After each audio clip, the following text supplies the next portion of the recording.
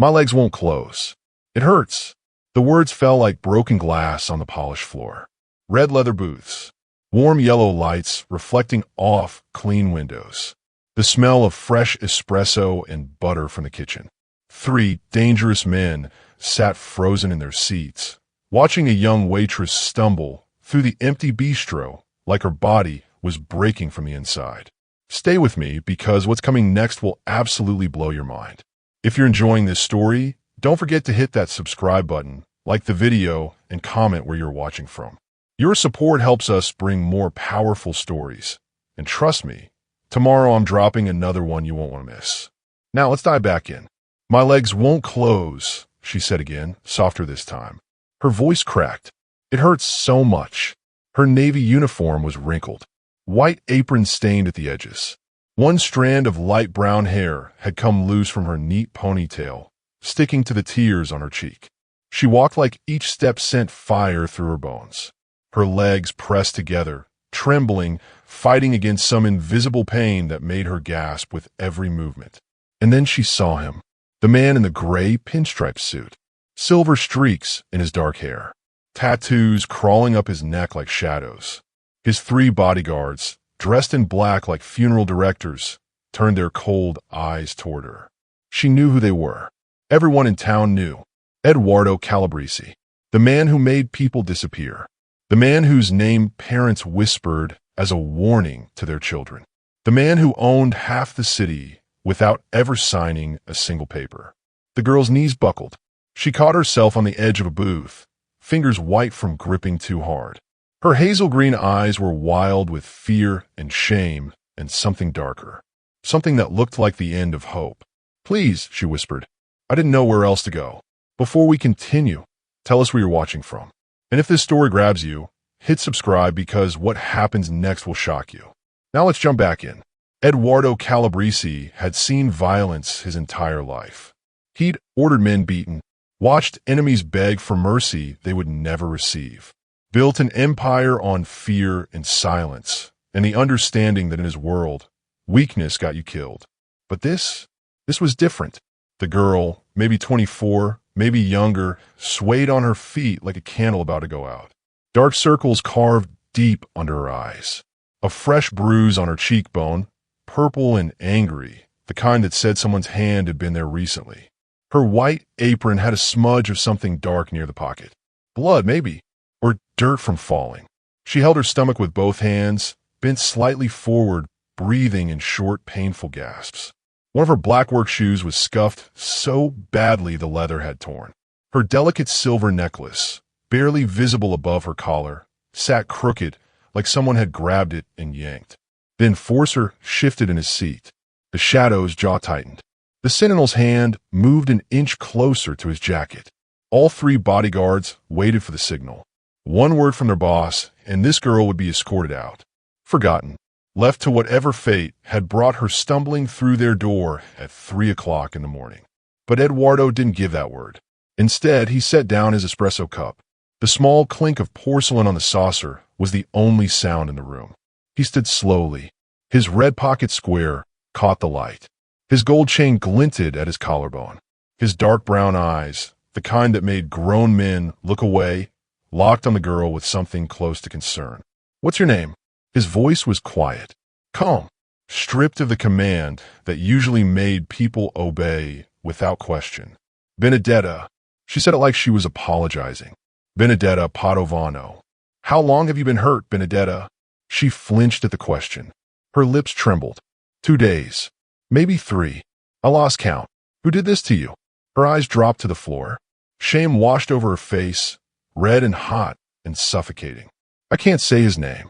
He told me if I talked, if I made trouble, he'd make sure I lost everything. My job, my apartment, maybe worse." Eduardo took one step forward. Just one. His polished black shoes stopped 3 feet from where she stood shaking. "Benedetta." He said her name like it mattered. Like she mattered. "Look at me." Slowly, her hazel-green eyes lifted. They were filled with tears that hadn't fallen yet, with fear that ran bone deep, with the terrible certainty that no one would believe her, no one would help her, and no one would care.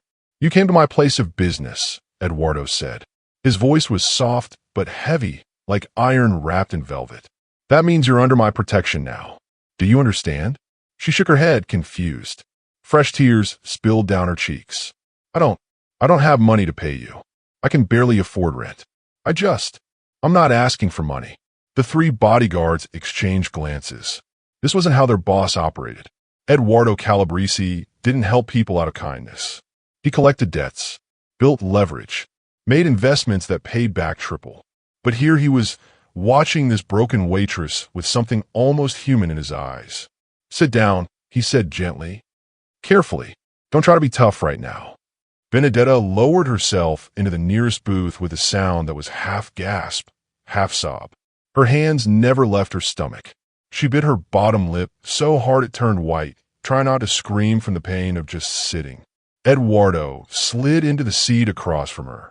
Up close, she could see the ink on his neck. Geometric patterns and symbols she didn't recognize. She could see the scar above his left eyebrow. The coldness in his expression that never quite reached his eyes. Tell me his name, Eduardo said. She shook her head. He'll kill me. He won't. 2 words. Absolute. Final. Like a judge reading a sentence. Benedetta looked at him, really looked at him, and saw something she hadn't expected. Not kindness, not pity, but the quiet certainty of someone who had never made a promise he couldn't keep. Councilman Silas Vane, she whispered. The temperature in the room dropped 10 degrees. The enforcer's hand curled into a fist. The shadow leaned forward, eyes narrowing. The sentinel's jaw clenched so hard a muscle twitched in his cheek. Eduardo didn't move, didn't blink, but something dark and dangerous flickered behind his eyes. Something that said this conversation was over and a very different one was about to begin. Tell me everything, he said. And Benedetta, with nowhere left to run and no one left to turn to, did. Her words came out broken and small. She worked 2 jobs, she told him. This bistro at night and a coffee shop during the day. She lived in a tiny apartment above a laundromat because it was all she could afford. The rent was late. It was always late. She was always 1 week away from being homeless. Councilman Vane owned the building. He came by every month to collect rent personally. Never sent anyone else. Always came himself. At first, Benedetta thought he was just being a hands-on landlord. She thought maybe he actually cared about his tenants. She was wrong. 2 months ago, he started staying longer, asking questions. What time did she get home from work? Did she live alone? Did she have a boyfriend? The questions made her skin crawl, but she answered them. She was scared not to. Then last week, when she told him she'd be 3 days late with rent, his entire face changed. The friendly smile disappeared. His eyes went cold. He told her there were other ways to pay, ways that didn't involve money. Benedetta said no. She said it firmly. She even offered to pick up extra shifts to make up the difference. But Vane didn't care about extra shifts. 2 nights ago, he showed up at her apartment at midnight. He didn't knock. He had a key. He let himself in like he owned the place. Because technically he did. Benedetta was getting ready for bed. She had just finished a double shift. Her feet hurt. Her back hurt. She was exhausted. When she saw him standing in her living room, she froze. He smiled at her. That same cold smile. Then he told her the rent was now double what she owed. Unless, of course, she wanted to work something out. She told him to leave. Try to push past him to get to the door. That's when he grabbed her, pushed her backward. She stumbled, lost her balance, fell against the metal bed frame. Something sharp caught her, tore into her. The pain was instant and blinding. Vane didn't stop. He held her down even as she screamed, even as she begged, even as blood soaked through her clothes. When he finally left, he told her not to bother going to the police. He had friends there, important friends. If she talked, if she made trouble, he'd have her arrested for unpaid rent. He'd make sure she lost both her jobs. He'd tell everyone in town she was a liar. Benedetta believed him. She'd seen how power worked in this city. The rich protected the rich. The poor stayed silent. So she cleaned herself up as best she could, bandaged the bleeding, took pain pills she couldn't afford, went to work the next day because missing a shift meant losing money she desperately needed. But tonight the pain got worse, much worse. She could barely stand. Every step felt like knives cutting through her. She knew something was seriously wrong. Something inside her was damaged. Maybe torn. Maybe infected. She tried calling the hospital. They told her to come in. When she asked about the cost, they said it depended on what was wrong. Could be hundreds. Could be thousands. Did she have insurance? She didn't. They told her she needed a police report for a victim's fund to cover the expenses. But filing a police report meant facing Vane. Meant risking everything he threatened. So she didn't go to the hospital. She went to the only place still open at 3 o'clock in the morning. The bistro where she worked. Where she thought she could at least sit down. Maybe drink some water. Maybe figure out what to do next. She didn't expect to see Eduardo Calabrese there. She definitely didn't expect to tell him everything.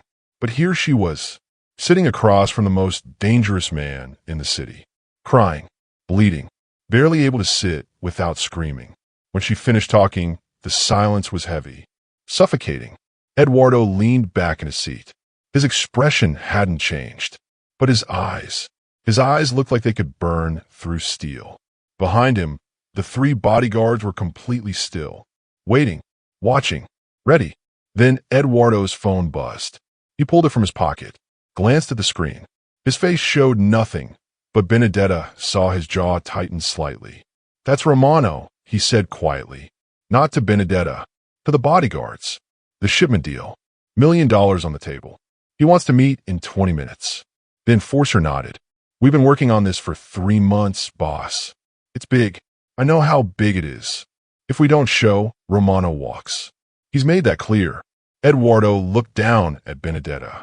She was still holding her stomach, still trying not to cry, still looking like she might pass out any second. Then he did something none of his men expected. He stood up, took off his suit jacket, draped it carefully over the back of the booth, rolled up his sleeves, exposing the ink that covered both forearms. Geometric patterns, sharp lines, symbols that meant things only he understood. "Tell Romano the meeting's off," Eduardo said. His voice was calm, decided. "Tell him we'll reschedule." The shadow blinked. "Boss, this is—" "Tell him." The sentinel stepped forward. "He's not going to like that. He'll probably take his business elsewhere. Then he takes it elsewhere." The enforcer stared at his boss like he'd lost his mind. "That's $1 million. You've been planning this for months. You can't just—" "Watch me." Eduardo walked around the booth, knelt down next to Benedetta. His voice dropped low. "Gentle. I'm going to pick you up now. It's going to hurt. I'm sorry for that. But we need to get you to a doctor. My doctor. Someone I trust. Someone who won't ask questions. Understand?" Benedetta nodded. Tears streamed down her face. Not from pain. From relief. From the shock of someone, anyone, actually believing her. Actually helping her. "Why?" she whispered. "Why are you doing this?" Eduardo's eyes met hers. For just a second, she saw past the tattoos, past the reputation, past the fear everyone felt around him. She saw something human, something angry, something that looked like justice. "Because Vane did this in my territory," Eduardo said quietly. "That makes it my business. And because no one, I don't care who they are, gets to hurt people under my watch and walk away clean." He slid one arm under her knees, the other behind her back, lifted her like she weighed nothing. Benedetta gasped from the pain, but bit down on it. "Try to stay quiet." "The car," Eduardo said to his men. "Now." The 3 bodyguards jumped into action. The enforcer grabbed the jacket. The shadow pulled out his phone, already making calls. The sentinel held the bistro door open. As they walked toward the exit, Eduardo looked down at the woman in his arms. She was small, fragile, breaking, but she'd survived 2 days of pain that would have dropped most men. She kept working, kept pushing, kept fighting even when everything told her to give up. "You're stronger than you think, Benedetta," he said softly. She didn't believe him. How could she? She felt weak, helpless, broken. But Eduardo Calabrese didn't lie. Not about things like this. And as they stepped out into the cold night air, he made a silent promise. One he intended to keep. Councilman Silas Vane had made a mistake. A big one. He'd hurt someone on Eduardo's territory. Violated someone under his watch. Thought his political power would protect him. It wouldn't. Because Eduardo Calabrese just walked away from $1 million deal to carry a wounded waitress to safety. And that meant something. That meant this wasn't just business anymore. This was personal. and personal was always more dangerous. The car ride to Dr. Moretti's clinic took 15 minutes. 15 minutes of Benedetta biting her lip so hard it bled.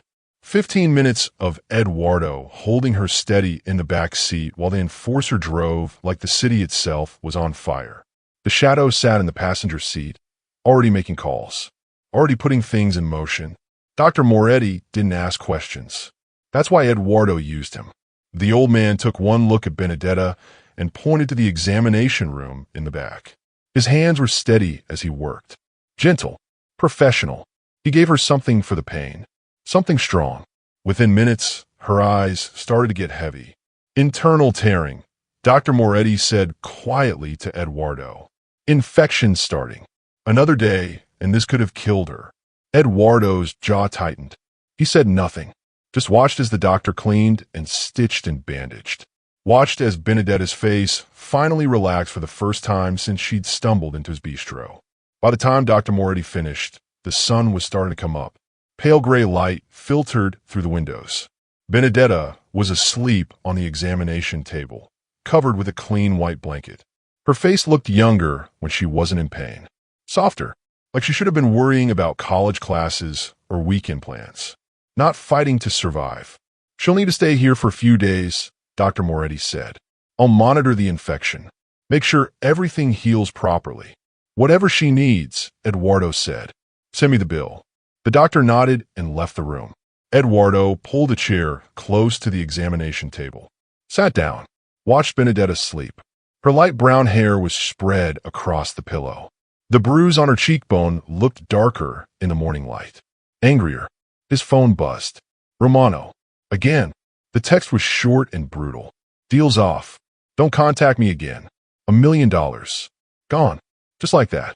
Eduardo deleted the message without responding. Behind him, the sentinel cleared his throat. Boss, we should probably stay, Eduardo said. Not a request. A command.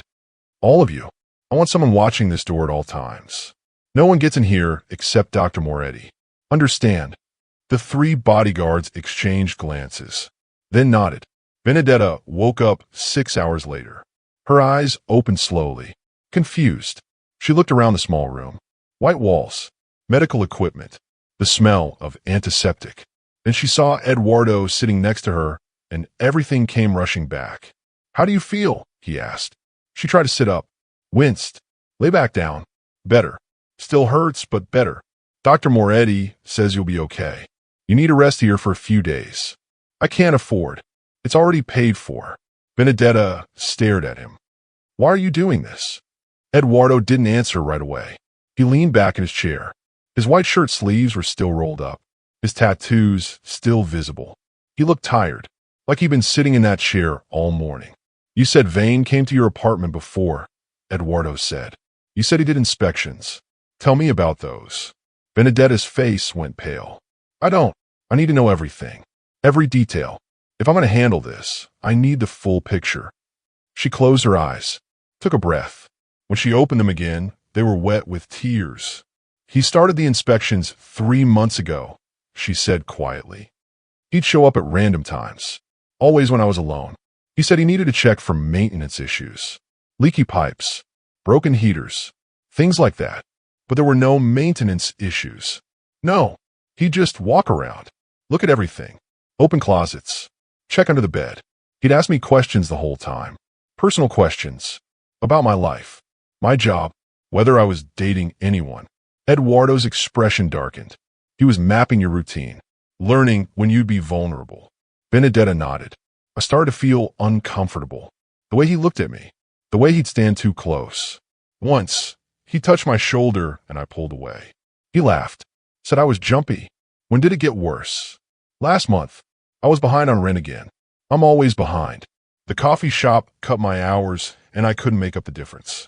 When I told him, he smiled. He said he understood. Said times were hard for everyone. Then he touched my necklace. Her hand went to her throat, to where the silver chain used to be, the chain that was now crooked and broken. My grandmother gave me that necklace, Benedetta whispered. Before she died, it was the only thing I had left of her. A little silver cross on a thin chain. Nothing expensive, but it meant everything to me. What did he do? He held it between his fingers, rubbed the cross with his thumb. He said it was pretty, said I was pretty. Then he leaned in close and told me there were ways to make the rent problem disappear. Ways that would benefit both of us. You said no. I said no. I stepped back, told him I'd figure out the money. He let go of the necklace. But the way he looked at me, like I'd insulted him, like I'd made a mistake. Eduardo's hands curled into fists. The night he attacked you, when he broke into your apartment, he grabbed that necklace, didn't he? Fresh tears spilled down Benedetta's cheeks. When I tried to push him away, he grabbed it, yanked it hard. The chain broke. Pieces went flying. I heard them hit the floor, heard them scatter. And he laughed. He said, "Now you have nothing." Just like I said. The room went silent. The enforcer was standing by the door. His jaw was clenched, so tight his teeth might crack. The shadow had stopped scrolling through his phone. The sentinel's hand was on his jacket, fingers twitching. Eduardo stood up slowly, walked to the window, looked out at the city, the morning traffic, the people rushing to work, the normal world that kept spinning while girls like Benedetta suffered in silence. Did he take the necklace pieces? Eduardo asked. His voice was quiet, too quiet. I don't know, Benedetta said. I was on the floor, bleeding, crying. I couldn't see anything. When I finally got up after he left, I tried to find the pieces. I searched everywhere, but I couldn't. I couldn't find them. He took them. Eduardo turned from the window. His dark eyes were cold now, calculated. He took them as a trophy, something to remember, something to hold over you. Benedetta covered her face with her hands. Her shoulders shook. My grandmother's necklace, the last piece of her I had, and he just destroyed it, like it was nothing. Eduardo walked back to her side, stood there for a moment. Then he did something unexpected. He pulled a clean handkerchief from his pocket, offered it to her. She took it, wiped her eyes. Her hands were shaking. I'm going to get it back, Eduardo said. Not a promise. A fact. Your grandmother's necklace. Whatever pieces still exist. I'm going to find them. Ow! Leave that to me. Benedetta looked up at him. This man covered in tattoos. This man who made people disappear. This man who walked away from a fortune just to help her. What are you going to do to him, she asked. Eduardo's expression didn't change, but something flickered in his eyes. Something dark and final. What he deserves, he said simply. Then he turned to his 3 bodyguards. Time to go to work. The enforcer cracked his knuckles. The shadow checked his phone. The sentinel adjusted his watch. All 3 men moved like parts of the same machine. No questions. No hesitation. They knew what go to work meant when their boss used that tone. They left Dr. Moretti's clinic together. The morning sun was bright now, but the streets were still quiet. Too early for most people. Perfect for the kind of work they needed to do. Eduardo stopped at the car. Vane lives at the Riverside Towers. Top floor. Penthouse. I want to know everything. His schedule. His security. Who visits him. Where he keeps his personal items. Everything. How deep do we go? The enforcer asked. As deep as it takes. I want to know what brand of coffee he drinks and what time he takes a shower. I want to know every person he's connected to. Every dirty secret he's hiding. Find it all. The shadow pulled up a photo on his phone. Councilman Silas Vane. Mid-50s. Gray hair perfectly styled. Expensive suit. Bright white smile that belonged on a campaign poster. He looked like every politician who promised change and delivered nothing. Where do we start? The sentinel asked. Split up, Eduardo said. Use what you're good at. Meet back here in 6 hours with everything you find. The 3 men nodded. They each had their own way of getting information. Their own skills. That's why Eduardo kept them close. The enforcer went to the docks first. That's where he always started. The docks were full of people who owed Eduardo money or favors. People who talked when the enforcer asked questions. He found Tommy loading crates onto a truck. Tommy owed 3 months of protection money. When he saw the enforcer walking toward him, his face went white. I got you money next week. I swear, Tommy said quickly. Business has been slow, but I'm not here about money. The enforcer leaned against the truck. I'm here about Councilman Vane. Tommy blinked. The councilman? What about him? You voted for him, didn't you? Yeah, 3 years ago. He said he'd fix the roads, bring more jobs to the docks. None of that happened, but you know anyone who works for him? Security? Cleaning staff? Anyone? Tommy thought for a moment. My cousin Rita. She cleans office buildings downtown, including City Hall. She might know something. Where can I find Rita? 20 minutes later, the enforcer was sitting in a small diner, talking to Rita. She was a tired-looking woman in her 40s. 3 kids. 2 jobs. Barely getting by. Vain. She stirred sugar into her coffee. Yeah, I clean his office twice a week. Tuesday and Thursday nights. What's he like? Rita's face darkened. Creepy. Always working late when I'm there. Always watching me. Making comments about my uniform. About how I look. I started bringing my daughter with me, just so I wouldn't be alone with him. He ever try anything? Not with me. But I heard things. From other cleaning ladies.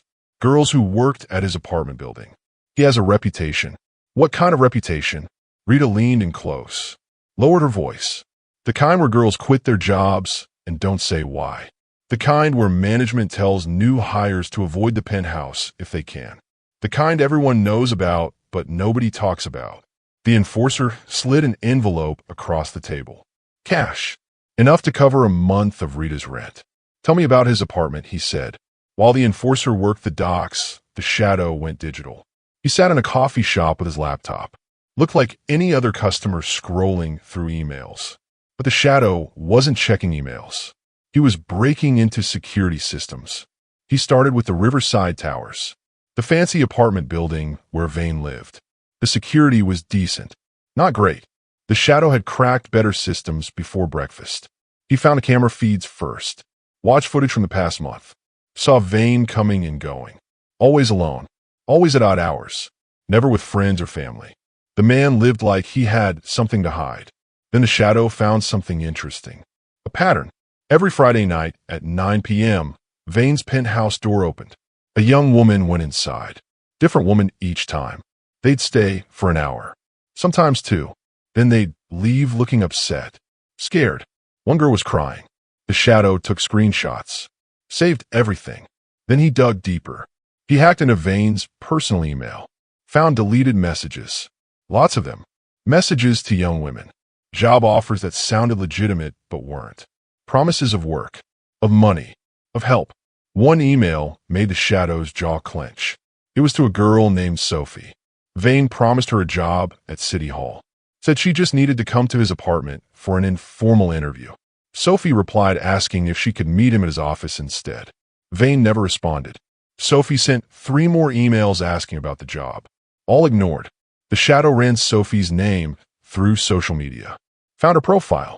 It hadn't been updated in 6 months. The last post was about starting a new job. She looked happy. Hopeful. Then nothing. The shadow made a note to find Sophie. To check if she was okay. He had a bad feeling she wasn't. The Sentinel took the direct approach. He went to City Hall. He wore a delivery uniform. Carried a clipboard. Walked through the building like he belonged there. Nobody stopped him. Nobody questioned him. That's how the Sentinel worked. He could blend in anywhere. He found Vane's office on the 3rd floor. Corner office. Big windows. Nice view. The door was locked, but the Sentinel had picked harder locks with a paperclip. Inside, the office was exactly what you'd expect. Fancy desk. Leather chairs. Photos on the wall of Vane shaking hands with important people. Awards and certificates. Everything designed to make him look trustworthy. The Sentinel searched quickly. Methodically. Checked the desk drawers. The filing cabinets. Behind the picture frames. He found a safe behind a painting of the city skyline. It was a small safe. Old model. The Sentinel had it open in under 2 minutes. Inside, he found cash. Lots of it. Bundled in rubber bands. Thousands of dollars. Maybe tens of thousands. Money that definitely wasn't reported to anyone. He also found a small wooden box. The Sentinel opened it carefully. Inside were pieces of jewelry. Earrings. Bracelets. Rings. And necklaces. At least a dozen thin silver chains. Some broken. Some intact. Each one carefully stored like they were trophies. The Sentinel's blood ran cold. These weren't gifts. These were taken. Ripped from the throats of girls who said no. Girls who fought back. Girls like Benedetta. He photographed everything. Put it all back exactly how he found it. Closed the safe. Locked the office door behind him. 6 hours later, all three men met back at Dr. Moretti's clinic. Eduardo was still there, still sitting in the chair next to Benedetta's bed. She was awake now, talking quietly with Dr. Moretti about her recovery. The three bodyguards walked in looking grim. "Talk," Eduardo said. The enforcer went first, told him about Rita, about the reputation, about the other girls who quit without explanation. The shadow went next, showed him the security footage, the emails, the pattern of women going into that penthouse and leaving broken. Then the sentinel pulled out his phone, showed Eduardo the photos from the safe. Eduardo stared at the image of the wooden box, at the collection of silver chains. His expression didn't change, but his eyes went dark. Dangerous. Yes. Bad things. Very bad things. Will you get a new one after tonight? Eduardo looked at her. This fragile girl who survived something that should have destroyed her. This victim who somehow found the strength to ask for help from the most dangerous man in the city. Yes, he said, but this one will be different. This one I'll actually be proud of. Outside, the sun was starting to set. The sky turned orange and red. The city prepared for night. And in a small clinic on the east side, a man covered in sins prepared to commit one more. But this time, for the first time, it would be for something good. Eduardo met his three bodyguards at a warehouse on the south side of the city. The building was old, abandoned, the kind of place no one visited after dark unless they were looking for trouble. The shadow had set up a laptop on a metal table. The enforcer stood nearby, arms crossed. The sentinel was checking his gear. They all looked ready. "Show me what else you found," Eduardo said. The shadow turned the laptop screen toward him. "This is the interesting part. After I found the emails and the security footage, I started digging into Vane's financials. Bank records, credit cards, cash withdrawals. And he's paying people off. Lots of people. Small amounts. 500 here. 1,000 there. Always cash. Always from different ATMs across the city. Who's he paying?" The shadow pulled up a spreadsheet. Names, dates, amounts, police officers. At least 6 that I can't confirm. Low-level guys. Beat cops. The kind who respond to noise complaints and domestic calls. Eduardo's jaw tightened. He's buying silence. Exactly. Look at the dates. Every time matches up with one of those women going to his penthouse. The payment comes exactly 3 days later. The enforcer leaned over to look at the screen. So the cops knew. They knew girls were getting hurt, and they took money to look the other way. "Not just looking the other way," the shadow said. He clicked to another file. "I found police reports. 3 different women filed complaints against Vane over the past 2 years. All 3 reports were buried. Never investigated. Never followed up. Just marked as closed." "What happened to the women?" Eduardo asked. 2 left the city. Moved away within a month of filing. The third one, the shadow paused. Her name was Lucia Reeves, 23 years old. Worked as a secretary at City Hall. She filed a report claiming Vane assaulted her in his office after hours. When, 8 months ago, the report was closed in 2 days. Marked as unfounded. Lucia lost her job a week later.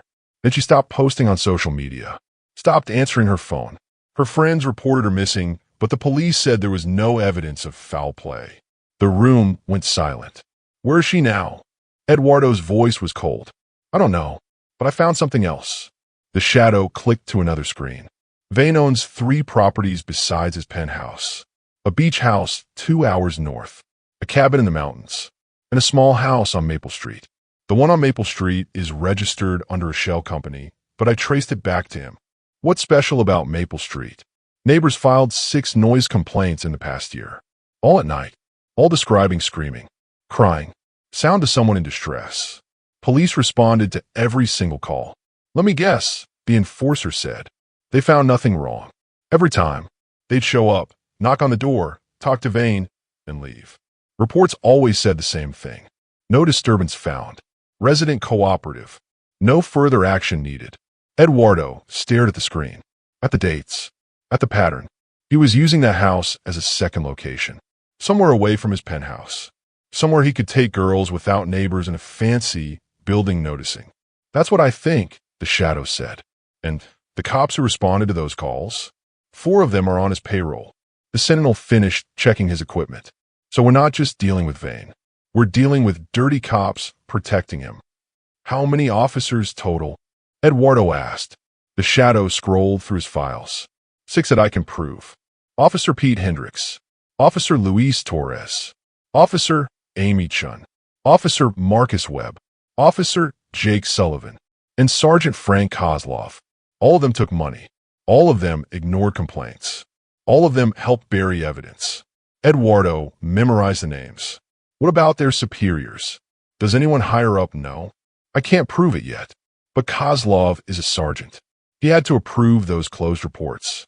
He's the one who decided not to investigate. The enforcer cracked his knuckles. So Vane built himself a perfect system. He hurts women. They report it. Dirty cops bury it. He pays them off.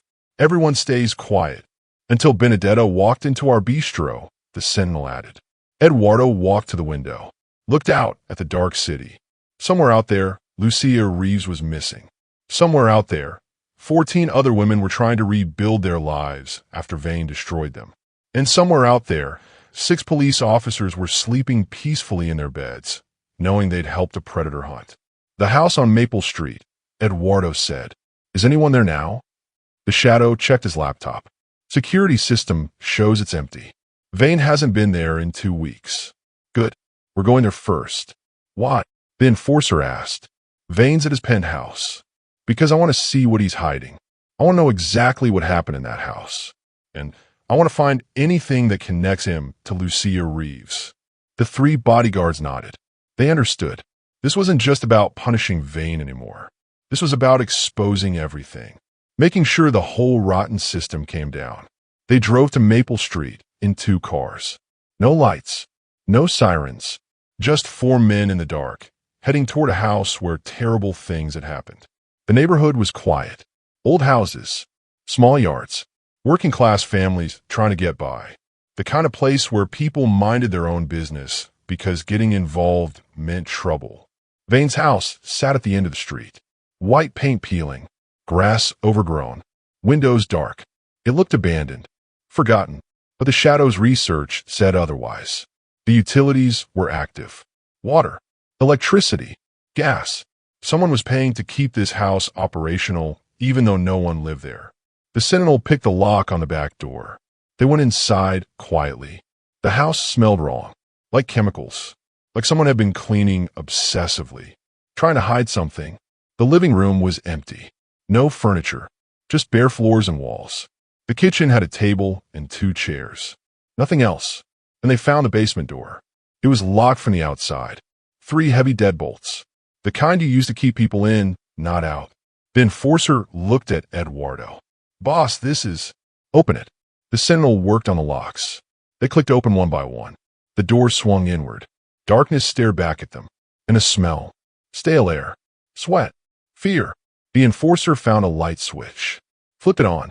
The basement was finished. Carpet on the floor. Drywall on the walls. But everything was wrong. There were chains bolted to the concrete wall. A dirty mattress in the corner. Empty water bottles scattered everywhere. Scratches on the walls. Deep gouges. Like someone had clawed at them, trying to escape. And written in the corner, barely visible, scratched into the drywall with something sharp. Help me. My name is Lucia. Tell my mom I'm sorry. The 4 men stood in silence. This wasn't just a crime scene. This was a torture chamber. A prison. A place where Vane brought women and kept them until he broke them. Take pictures of everything, Eduardo said quietly. His voice was shaking with rage. Every detail. Every piece of evidence. We're going to make sure everyone sees this. The Shadow pulled out his phone. Started documenting. The enforcer's hands were clenched into fists. We need to find Lucia. If she's still alive. She might not be, the sentinel said grimly. Eduardo looked at the message scratched into the wall. At the desperate plea from a girl who thought no one would save her. Tonight, he said, we visit Vane. And he's going to tell us exactly what happened to Lucia Reeves. One way or another. They left the house on Maple Street and drove back to the warehouse. The Shadow pulled up Vane's location on his laptop. A tracking dot blinked on the screen. He's not at his penthouse, the Shadow said. He's at the Grand Hotel downtown. There's a fundraiser tonight. Some charity event for the mayor's re-election campaign. Eduardo looked at the screen. A gala. Black tie. 500 guests. Politicians. Business owners. Rich people donating money so they can feel good about themselves. The enforcer grinned. And Vane will be there, shaking hands and pretending to be a good person. Perfect, Eduardo said. We're going. The Sentinel raised an eyebrow. Boss, that's a public event. Security. Cameras. Witnesses everywhere. I know. You want to confront him there? In front of all those people? I want him to know he's not safe anywhere. Not in his penthouse. Not in his office. Not even surrounded by his rich friends and their fake smiles. Eduardo went home to change. He kept several suits in his closet for occasions like this. Occasions where he needed to look respectable while doing something terrible. He chose the gray pinstripe, the one with sharp lines and perfect tailoring, the one that made him look like he belonged in boardrooms and country clubs. He paired it with a black shirt. No tie, the top button undone, just enough to show the edge of his neck tattoos. A reminder, a warning, a promise. His 3 bodyguards dressed in black suits. Clean, professional, the kind of men who could be security or could be assassins. No one would know until it was too late. They arrived at the Grand Hotel at 9 p.m. The entrance was lit up with white lights. Expensive cars lined the circular driveway. Women in long dresses.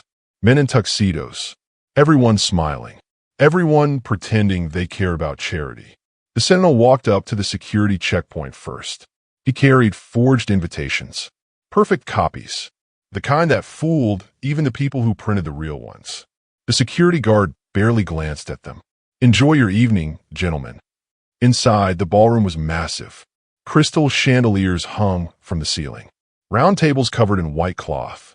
A stage at the front where someone was giving a speech about community values and giving back.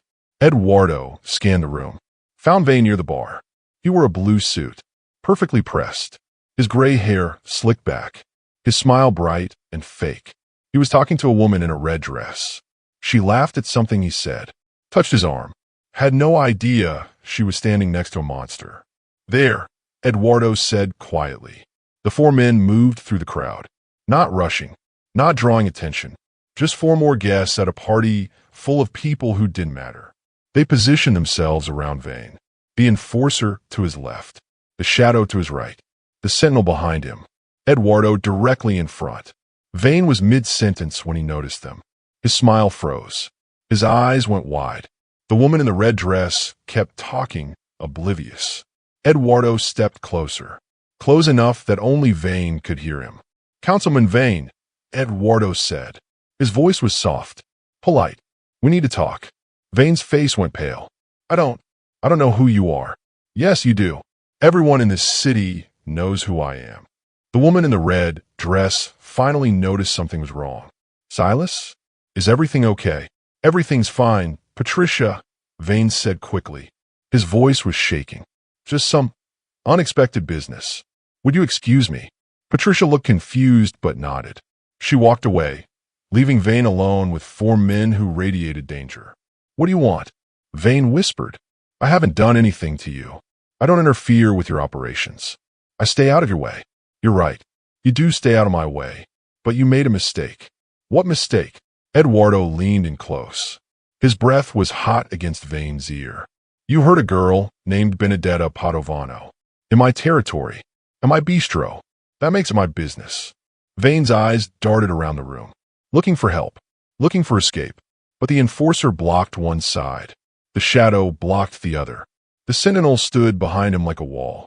I don't know what you're talking about, Vane said. His voice was barely a whisper. Benedetta, 24 years old. Light brown hair. Works as a waitress. You're her landlord. You forced your way into her apartment 2 nights ago. You assaulted her. You broke her necklace. The silver chain her grandmother gave her. That's a lie. She's lying. Eduardo's expression didn't change, but his eyes went cold. Dead. We found your safe. The wooden box. 14 silver chains. 14 victims. Vane's knees buckled slightly. He grabbed the bar to steady himself. We also found your house on Maple Street, Eduardo continued. His voice was still soft, still polite, like they were discussing the weather. The basement, the chains on the wall. The mattress, the scratches, and the message from Lucia Reeves. All the color drained from Vane's face. You broke into my property. That's illegal. Whatever you've found won't hold up. I don't care about what holds up in court. I care about what happened to those girls. Especially Lucia. Where is she? I want my lawyer. You're not under arrest, Councilman. This isn't a police matter. This is between you and me. Vane looked around desperately. The party continued around them. Music playing, people laughing. No one noticed the conversation happening at the bar. No one saw the fear in Vane's eyes. You can't do this, Vane said. Not here. Not with all these witnesses. I'll scream. I'll call security. Eduardo smiled. It wasn't a friendly smile. Go ahead. Scream. Call security. Tell them Eduardo Calabrese is threatening you. Let's see who they believe. Let's see who they protect. Vane's mouth opened. Closed. Nothing came out. That's what I thought, Eduardo said. You know how this city works. You know who really has power here. And it's not you. What do you want? I want you to walk outside with us. Calmly. Quietly. We're going to have a longer conversation. A private one. And you're going to tell me everything. And if I refuse? Eduardo's hand moved to Vane's shoulder. To anyone watching, it looked friendly. Casual. But his grip was iron. Painful. Then my friends here will carry you out. And tomorrow morning, every news station in the city will receive a very interesting package. Photos of your basement. Copies of the police reports you buried. Bank records showing payments to dirty cops. And a list of 14 names. 14 women you destroyed. Vane was shaking now. Sweat beaded on his forehead. You're bluffing. Am I? Ask yourself this, Councilman. Do I look like someone who bluffs? The shadow leaned in from his side. We also have security footage from your penthouse. From the past 6 months. Every girl who walked in crying. Every girl who left broken. All time-stamped. All dated. All ready to go public. And the best part, the Sentinel added from behind, is that 3 of those girls are daughters of people in this room. Politicians. Business owners. Your friends. Imagine how they'll react when they find out what you did. Vane looked like he might faint. His legs were shaking. His hands trembled. Eduardo leaned in one last time. His voice dropped to a whisper. A promise. A death sentence. You have 2 choices, Silas. Walk out with us now and tell us everything. Where Lucia is. What you did. All of it. And maybe you get to keep breathing. Or we leave you here. And tomorrow, your entire life burns to the ground. Your career. Your reputation. Your freedom. Everything. And when you're sitting in a cell, waiting for trial, you'll wish you'd taken the first option. The music swelled. Someone laughed loudly nearby. The party continued, oblivious. Vane's shoulders slumped. Defeated. Broken. Okay, he whispered. Okay, I'll talk. Just don't release those files. Eduardo released his grip. Stepped back. Adjusted his suit jacket. Smart choice. Let's go. The 5 men walked toward the exit. Vane in the middle. The 4 bodyguards surrounding him like prison walls. No one stopped them. No one questioned them. They walked right through security and out into the cold night air. Vane's expensive car was still in valet parking. He'd never get to drive it again. Because tonight, Councilman Silas Vane's perfect life ended. And justice, cold and brutal, finally began. They drove Vane to the warehouse district. The same abandoned building where they'd met earlier. The same place where Eduardo planned his moves. Where he made decisions that changed lives. Vane sat in the back seat between the enforcer and the sentinel. He didn't speak. Didn't move. Just stared straight ahead with empty eyes. Like his brain was trying to process what was happening and failing. The warehouse had a basement. Most people didn't know it existed. The entrance was hidden behind a false wall. Down a set of concrete stairs. Into a room that smelled like dust and old metal. The enforcer pushed Vane into a chair. Metal. Bolted to the floor. The kind you couldn't tip over or break free from. Vane looked around. His eyes adjusted to the dim light. He saw the concrete walls. The single bulb hanging from the ceiling. The door with 3 locks on the outside. This is just like... He started. Just like your basement on Maple Street, Eduardo finished. Except this time, you're the one chained up. Funny how that works. The sentinel secured Vane's wrists to the chair arms. his ankles to the chair legs. Not tight enough to cut off blood flow, just tight enough that he couldn't move. Eduardo pulled up a second chair, sat down across from Vane. Close, their knees almost touching. Let's talk about Lucia Reeves, Eduardo said. Vane's head dropped. I want a lawyer. I told you. This isn't a legal matter. This is personal. Now answer the question. Where is Lucia? I don't. The enforcer stepped forward, placed a hand on Vane's shoulder. Squeezed. Hard. Vane gasped in pain. Wrong answer, the enforcer said. Try again. She's alive. Vane shouted. She's alive, okay? I didn't kill her. Eduardo leaned back slightly. Where? A facility. A private clinic. 3 hours north. She's being treated. Treated for what? Vane's voice broke. For what I did. For everything. The room went silent except for Vane's ragged breathing. Explain, Eduardo said. Vane's story came out in pieces. Broken. Shameful. He'd taken Lucia to the house on Maple Street 8 months ago. Kept her there for 2 weeks. Did things he couldn't undo. Things that broke her mind as much as her body. When he finally let her go, she wasn't the same person anymore. She couldn't speak coherently. Couldn't function. Couldn't even remember her own name most days. Vane panicked. If anyone found out what he'd done, his career was over. His life was over. So he used his connections, called in favors, found a private facility that asked no questions, paid them to keep Lucia there, to keep her quiet, to keep her hidden. She's been there for 8 months? The shadow asked from the corner. Vane nodded. They said she's improving, slowly, but she'll never be who she was before. Eduardo's hands clenched into fists. He wanted to hit Vane, wanted to make him feel every ounce of pain he'd caused. But he stayed seated, stayed controlled. The other 13 girls, Eduardo said. Tell me about them. Vane talked. For the next hour, he confessed everything. Names, dates, details. How he'd target vulnerable women. Girls with no money, no family, no support system. Girls who couldn't fight back. He'd offer them help. Jobs, apartments, opportunities. Then he'd take everything from them. Their dignity, their safety, their trust. The 14 chains in his safe weren't just trophies. They were reminders of his power, of what he could take and get away with. When Vane finally stopped talking, the room was heavy with silence. Eduardo stood up, walked to the corner, pulled out his phone, made a call. It's me, he said. I need you to do something. Tonight. He gave instructions, addresses, names, details. When he hung up, he looked at the shadow. Send everything to the media. The photos from Maple Street, the bank records, the police reports, all of it. I want it on every news desk by morning.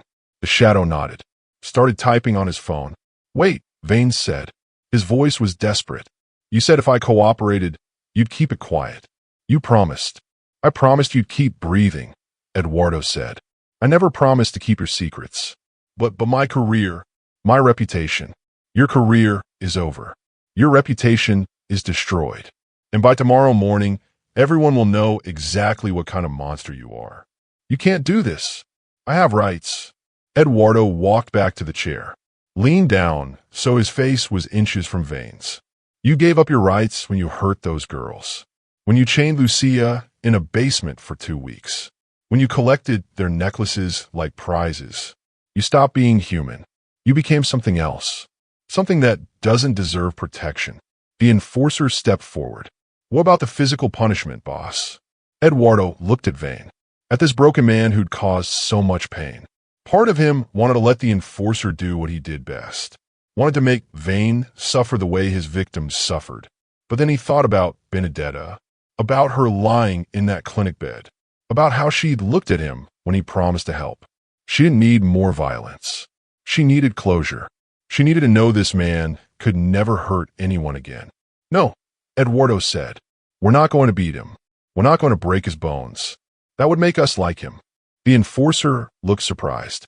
Boss, we're going to do something worse. We're going to take everything that matters to him. His money, his power, his freedom. We're going to make sure he spends the rest of his life in a cage. Just like he did to those girls. Eduardo pulled out a folder. Papers inside. Legal documents. Transfer of assets. Deeds. Bank account information. Sign these, he said. Vane stared at the papers. What are they? Transfer of ownership. Your penthouse. Your beach house. Your mountain cabin. The house on Maple Street. All of it goes to a trust. A trust that will be divided equally among your 14 victims, including Benedetta. That's theft. No, that's restitution. Sign them, or I let the enforcer have his way with you for the next 3 hours. Your choice. Vane's hands shook as he signed. Each paper, each deed, each transfer, his entire life's worth. Gone. When he finished, Eduardo collected the documents, handed them to the sentinel.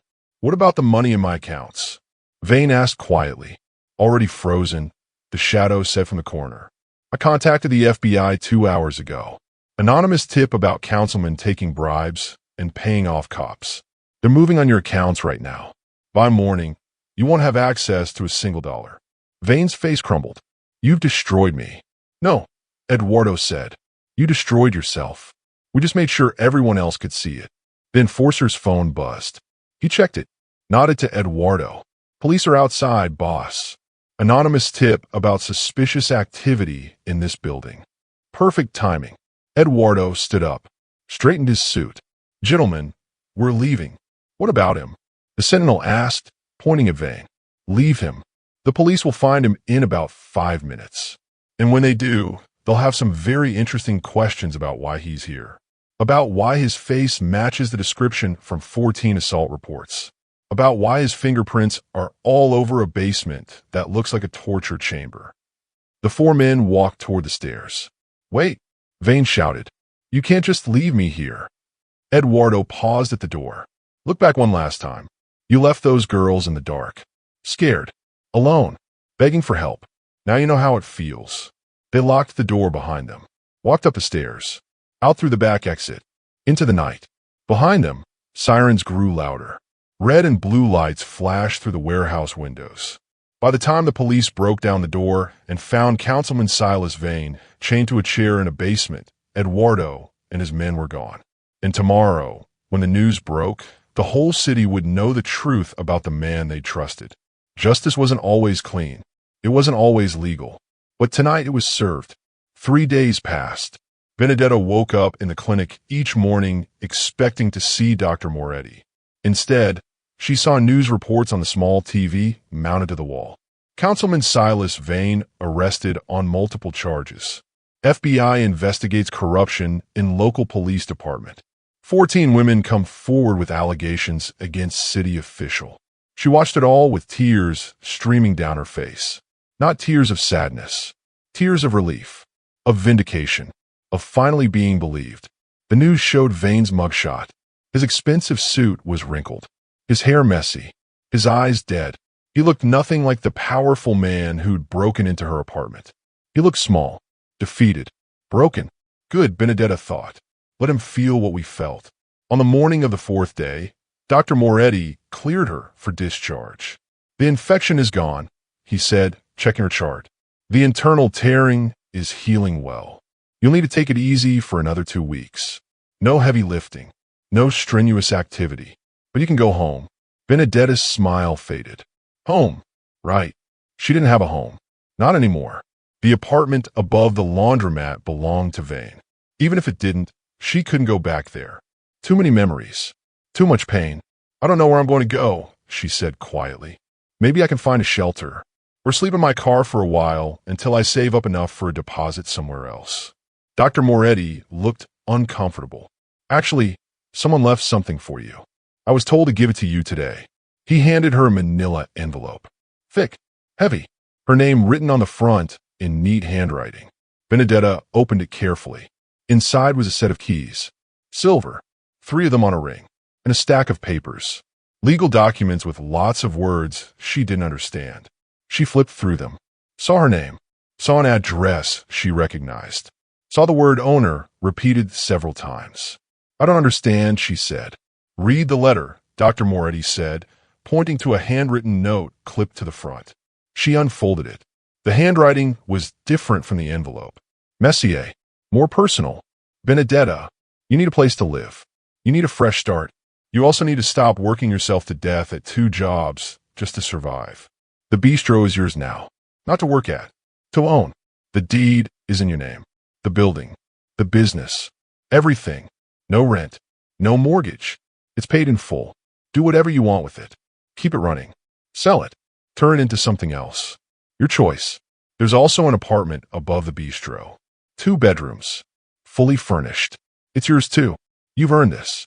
Not because of what happened to you, but because you survived it. Because you were strong enough to ask for help when you needed it most. Don't argue with me about this. Don't try to give it back. It's done. The papers are signed. You're the legal owner. The world took something from you. I'm just making sure you get something back. EC. Benedetta read it 3 times. Her hand shook so badly she almost dropped the papers. This can't be real, she whispered. He can't give me a whole building. Dr. Moretti smiled. He can, and he did. I was there when he signed the papers. But why? Why would he do this? Because that's who he is when he decides you matter to him. Benedetta looked at the keys in her hand. They felt heavy, real, like they might disappear if she blinked. I can't accept this, she said. It's too much. I don't deserve. Don't finish that sentence. Dr. Moretti's voice was firm but kind. You deserve good things. You deserve safety. You deserve a chance to build a life that doesn't revolve around fear and survival. Tears spilled down Benedetta's cheeks. She clutched the keys to her chest. Can I see it? She asked. The bistro. The apartment. Can I go there now? There's a car waiting outside to take you. The ride to the bistro took 15 minutes. Benedetta sat in the back seat, staring at the keys, touching them, making sure they were real. The driver pulled up to the familiar building, the place where she'd worked for the past year, where she'd served coffee and cleared tables and smiled at customers, even when her feet hurt and her back ached. But now it looked different. The sign had been cleaned, the windows washed, the door freshly painted. Benedetta got out slowly, walked to the entrance. The first key fit the lock perfectly. The door swung open. Inside, everything was spotless. The red leather booths gleamed. The floors shined. The kitchen had been deep cleaned. New equipment sat on the counters. A note was taped to the espresso machine. Everything has been updated. New health inspection passed. Business license renewed. You're ready to open whenever you want. Or not. Your choice. EC. Benedetta walked through the bistro in a daze. Touched the tables, the chairs, the counter where she'd taken orders 1,000 times. This was hers. All of it. She found the stairs leading to the apartment in the back. Climbed slowly. Her body still ached from the healing injuries. The apartment door was unlocked. She pushed it open. 2 bedrooms. A small living room. A kitchen with new appliances. A bathroom with a deep tub. Everything clean. Everything new. Everything perfect. Furniture filled each room. A couch. A bed. A dining table. Dishes in the cabinets. Towels in the bathroom. Even food in the refrigerator. Someone had thought of everything. Someone had made sure she wouldn't need anything. Wouldn't have to struggle. Wouldn't have to worry. Benedetta walked to the bedroom. Sat on the bed. Looked around at the space that was now hers. For the first time in years, she felt safe. She pulled out her phone. Found Eduardo's number. He'd given it to her the first night in case she needed anything. She typed a message. Deleted it. Typed again. Finally, she settled on something simple. Thank you. I don't have words for what this means. But thank you. For everything. She hit send. 3 minutes later, her phone buzzed with a reply. You don't owe me thanks. You owe yourself a better life. Go build it. Benedetta smiled through her tears. She lay back on the bed, stared at the ceiling, let herself breathe without fear for the first time in forever. Outside, the city continued its chaos. But in this small apartment above a bistro, a girl who'd lost everything finally had something worth keeping. A home, a future, a chance. And tomorrow, when the sun came up, she'd decide what kind of life she wanted to build. But tonight, she just rested. Safe, warm, free. The nightmare was over. And finally, she could start healing. 2 weeks later, the city looked different. Not physically. The buildings were the same. The streets hadn't changed. The traffic still crawled during rush hour. But something in the air had shifted. Something heavy had lifted. The news couldn't stop talking about it. Every channel, every newspaper, every conversation in coffee shops and office break rooms. Councilman Silas Vane was facing 43 charges: assault, kidnapping, bribery, obstruction of justice. The list went on and on. 6 police officers were suspended pending investigation.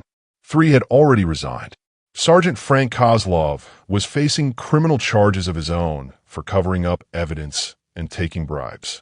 The FBI had frozen over $2 million in Vane's accounts. Money he'd hidden, money he'd stolen, money he'd used to buy silence and cooperation. But the biggest news came from the victims themselves. All 14 women came forward. Some gave interviews. Some filed lawsuits. All of them told their stories. Benedetta wasn't one of them. She stayed quiet. Let the others speak. She'd already given her statement to the FBI. She'd already told her truth to the people who mattered. Now, she wanted to focus on living. The bistro reopened on a Tuesday morning. Benedetta had spent the past 2 weeks getting ready, learning how to run a business, hiring staff, ordering supplies, choosing new menu items. She kept the red leather booths, the warm lighting, the smell of fresh espresso. But she added her own touches. Plants in the windows, new artwork on the walls, a chalkboard menu written in her own handwriting. The first customers trickled in slowly. Curious locals who'd heard about the new owner. People who wanted to support her. People who knew what happened and wanted to show they cared. By lunch, the bistro was half full. By dinner, there was a wait list. Benedetta moved through the space with purpose. Taking orders, making coffee, checking on tables. Her body still ached sometimes, but the pain was manageable now. Healing. She wore her light brown hair down today. Not pulled back, not hidden, just loose and natural around her shoulders. She bought a new necklace too. Not silver, gold this time. A simple chain with a small sun pendant. Something bright. Something that represented what came after darkness. Around 8 p.m., the door opened. Benedetta looked up from the espresso machine. Her breath caught. Eduardo Calabrese walked in. He wore the same gray pinstripe suit, the same black shirt, the same confident walk that made people move out of his way without thinking. But something about him looked different, lighter somehow, like he'd been carrying weight and finally set it down. His 3 bodyguards followed behind him. The enforcer, the shadow, the sentinel, all dressed in black, all moving like parts of a well-oiled machine. The bistro went quiet. Everyone recognized them. Everyone knew who they were. But no one looked scared, just respectful, curious. Eduardo walked to his usual booth, the one in the back corner, the one where Benedetta had stumbled in crying 2 weeks ago. He sat down. His bodyguards took positions nearby, not hovering, just present. Benedetta wiped her hands on her apron, took a breath, walked over to his table. She stood there for a moment, looking at this man who'd changed her life, who'd given her justice when the system wouldn't, who'd handed her a future when she thought she had none. "Mr. Calabrese," she said. Her voice was steady, strong. "Welcome to my bistro." He looked up at her. A small smile played at his lips. "Your bistro. I like the sound of that. What can I get you?" "Espresso, double shot, and whatever you recommend from the menu. The mushroom risotto is good tonight. Made it myself this afternoon." "Then I'll have that." Benedetta wrote it down, started to walk away, then stopped, turned back. "Thank you," she said quietly, "for everything you did, for what you gave me, for believing me when no one else would." Eduardo's expression softened slightly. "You saved yourself, Benedetta. You walked through that door and asked for help. That took more courage than anything I did. But you could have turned me away. You could have ignored me. Most people would have. Most people aren't worth knowing." She smiled, a real smile, the kind she hadn't been able to manage in months. "Your order will be ready in 15 minutes.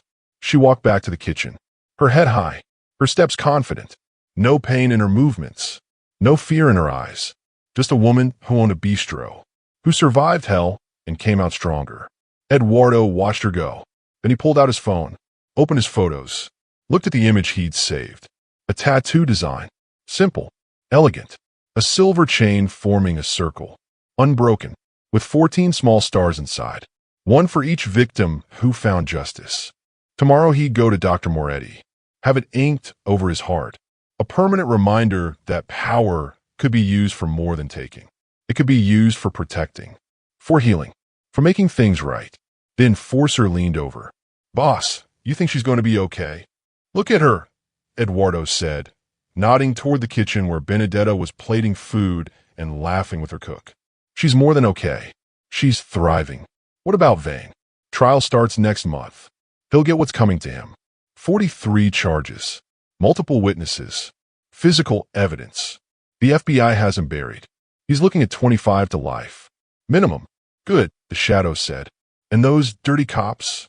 3 are facing prison time. The others lost their badges. They'll never work in law enforcement again.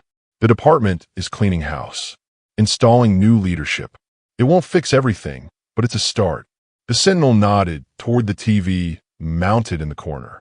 The news was showing footage of Lucia Reeves. She was being interviewed, her face blurred for privacy, but her voice was clear, strong.